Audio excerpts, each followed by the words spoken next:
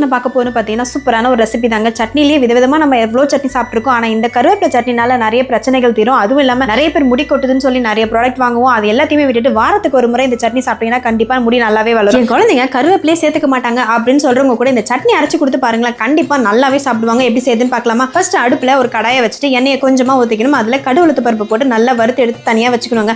அதே எண்ணெயில் கொஞ்சமாக இஞ்சி காஞ்ச மிளகா போட்டு நல்லா வறுவருன்னு வறுக்கணும். இது கூடவே நம்ம அலசி வச்சிருக்க கருவேப்பிலை எடுத்து போட்டு அதில் நல்லா வறுவருன்னு வறுத்து எடுத்து வச்சுக்கணுங்க. இது கூடவே உப்பு மட்டும் சேர்த்துக்கணும். அப்பதான் டேஸ்ட் ரொம்பவே சூப்பரா இருக்கும். இது அப்படியே ஒரு ஜார்ல மாத்திட்டு அது கூடவே தேங்காவும் உடச்சக்கல்லையும் போட்டு நல்லா பேஸ்ட் மாதிரி அரைச்சுக்கணுங்க. இது அரைச்சதுக்கு அப்படியே எண்ணெயில கடுகு போட்டு நல்லா பொரிஞ்சதுக்கு அப்புறமா இந்த சட்னி கூடவே எடுத்து ஊத்துனீங்கன்னு வச்சுக்கோங்களேன், சூப்பரான சட்னி ரெடி ஆயிடுங்க. வாரத்துக்கு ஒரு முறை இதை சாப்பிட்டா போதும், முடி நல்லாவே வளரும். சாப்பிட மாட்டாங்கன்னு சொல்ற குழந்தைங்க கூட சூப்பரா சாப்பிடுவாங்க. நிறைய பேர் என்னோட வீடியோவை சப்ஸ்கிரைப் பண்ணாம பார்த்துட்டு இருக்கீங்க. நீங்க சப்ஸ்கிரைப் பண்ணி பாத்தீங்கன்னா என்னோட வளர்ச்சிக்கு சின்ன உதவியா இருக்கும். வீடியோ உங்களுக்கு பிடிச்சிருந்தா லைக் பண்ணுங்க. அப்படியே யாருக்கெல்லாம் முடி கொடுத்தோ அவங்களுக்கெல்லாம் ஷேர் பண்ணி விட்டுருங்களா. தேங்க்யூ, பாய்.